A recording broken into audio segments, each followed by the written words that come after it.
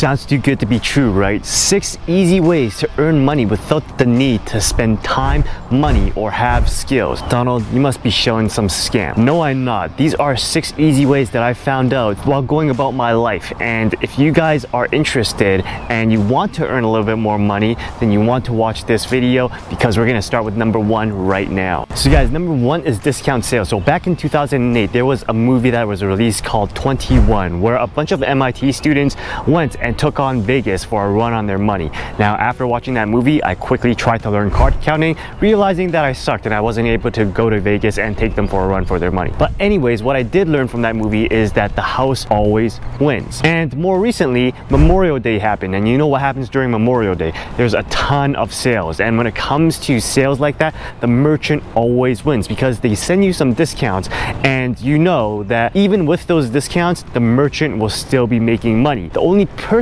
that will be losing money is you. And just to give you an example, I recently started a dropshipping store, and here's the thing, the cost of the goods that I'm selling is about $2. So when I sell them for $20. That's a 10x return basically, more or less. So that's the amount of difference it is. And a lot of the items that I'm selling, you can actually find them for yourself if you put a little bit more effort into them. Way to make money number 2, email subscriptions. Now, I'm not telling you to go out there start an email list to earn more money, though that is very, very effective. I'm telling you to start unsubscribing from emails. So recently, I started buying parts to build my own AR-15 rifles. Now, I know a lot of people have mixed feelings about that, but I'm not here trying to preach a gun. I just can tell you that I'm Canadian, coming from a place where it's not very gun friendly, very strict gun laws. And I heard that recently they passed a rule or a law that basically stripped everybody of their arms. So people cannot own handguns or rifles anymore unless they're a hunter and that's their main source of income or something like that. I've been living away from Canada for the last 8 years. It's really liberal there. It's really backwards now. That's how I see it. So that's a whole rant in and of itself. So one of the emails that I signed up for is from Aero Precision, and they are a store that sells gun parts, right? And since Memorial Day, I've spent $564.82 with them. And that is from the emails that they send me that, oh, Donald, here's these deals that you might like, or here, have a little 20% discount just on us. And those are the emails that you have to unsubscribe from. I'm telling you guys, email subscriptions play on your emotions. Like, do I really need an AR-15 because I already have a handgun to defend me in my home, right? No, I don't. It's a complete want. It's not a need. I'll admit it. When they talk about needs and wants, it's very hard to differentiate. And when they talk about justifying your wants with some emotional response like, oh, hey, Donald, if someone breaks into your house, your 9mm is not enough. You need an AR-15. That's how I reasoned it out. So there you go, guys. I just earned you $564.84. Get rid of those email subscriptions. When my financial advisor is teaching new students about financial literacy, he likes to ask the question, where can I get a 20% interest? Well, you can't get it from banks because banks, the big national banks like Wells Fargo or Bank of America, they give 0.01% interest. The best certificate of deposit or CDs right now give an average of 5% interest, and you have to keep your money locked up for a year. So where can you get 20% interest? 20% interest is actually not available to the average Joe because they come in the form of credit cards, because once you have a late payment on that credit card, right, that 20% interest start racking up, but not for you, for the bank. And according to a CNBC article, millennials aged 24 to 39 have a debt of $78,396 racked up, whereas Gen X, age 40 to 55, have a balance of $135,841. Now, Dave Ramsey's debt snowball is actually a really good way of paying down your debt and cutting your credit cards. In fact, if you have your credit card right now, just cut them right now. You don't need it. Number 4, because number 3 was the credit cards, is alcohol. Now, I'm not an alcoholic, but back in my 20s,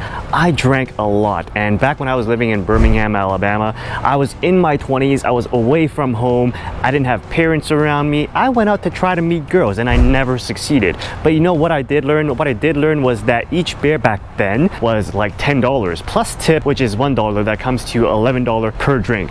But don't forget that you're there for for a while. So each night I'll have like around 3 beers, and I'm a cheap drunk, all right? So that's $33. Now, if you go out with friends like girls, you know, with 2 girls and you're paying for their drink, that's $99. And at the end of the night, you're probably not gonna go home with them either. So you have to think about that. And more recently, a friend of mine went to Ultra Music Festival and told me that the price of his Heineken was $20, and that didn't include tip, and he didn't pay the tip because a Heineken for 20 bucks, that is crazy, guys. So the moral of this story is just to stop drinking, because it's better for your wallet, it's better for your health, and it's better for your mental clarity. So there you go, I just earned you $99, you damn simp. So number 5 is Target versus Walmart versus Aldi versus Lidl. Now, I don't know what's wrong with old ladies, but they always say that shopping for groceries at Walmart is super expensive nowadays.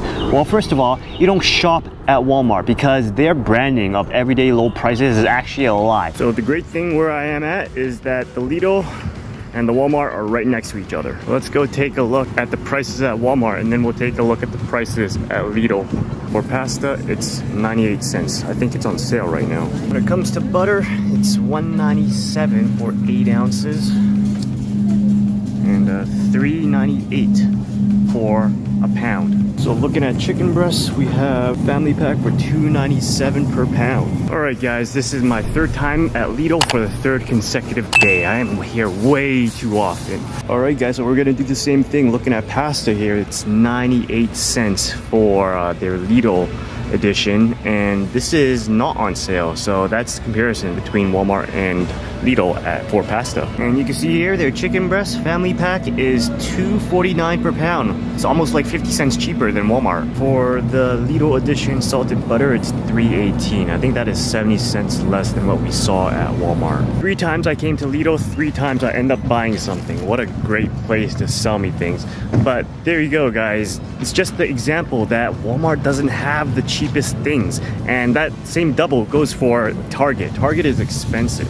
So if you have like Lidl or Aldi or maybe any other option, go check out all your options before going to Walmart. I'll save you a bunch of money. All right, guys, number 6 is to say no to outings, and that's the hardest thing to do, because when your friend asks you to go out, I don't know about you, but I used to be one of those people that had a hard time saying no. And to make a long story short, back when I was in my early to late 20s, I used to be an avid West Coast swing dancer, and what that means is that I made a lot of friends at these dance events, and I'd spend money on flights, on event registration, and on hotels going to these events. And all of that combined totaled around like $600 per event, so it was pretty crazy. Now I don't go to those as much, but now I switched over to business events and YouTube conferences, just like the one that I'm gonna show you now. So what you guys see here is basically the receipt for VidSummit, which is a YouTube conference, $9.95, it's basically $1,000. The Holiday Inn for the 2 nights I'm staying while attending that conference is $287.50. The flights is $667.45. Now,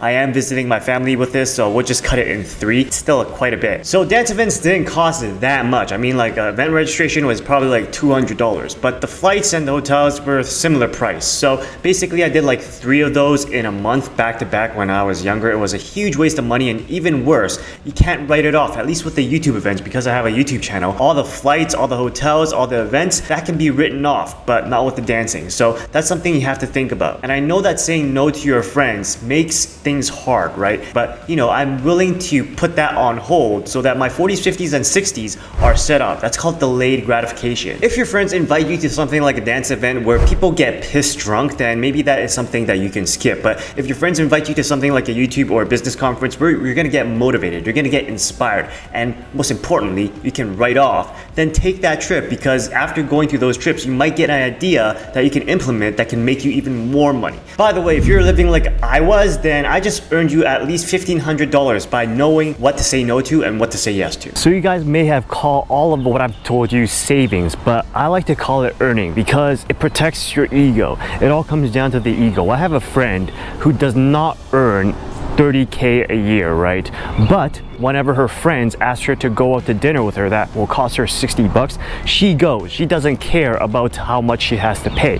That's because she can't tell her friends, I can't go because I'm saving money. Her ego prevents her from doing that. So what does she do? She goes spend the 60 that she can't afford. She puts it on the credit card and is now drowning in credit card debt. I don't want that for you guys. But if you just switch your answer to I can't go because I'm earning, well, now your friends will think highly of you. They're gonna think, oh my god, she can't spend time with us because she's earning money. That's gonna protect your ego and prevent you from falling into the trap of spending money that you cannot afford to spend. Because remember what happens with credit card debt. If you can't pay off, then guys, that 20% interest, it's gonna make you wish that you were the bank. But other than that, guys, it's all a big switch in psychology by just using the right words, and that's what I wanted to get across to you today. And if you are still interested in that drop shipping journey where I 10x my cost of goods to the return I get, then join me on my drop shipping journey, and the first episode that you can find that on is right here.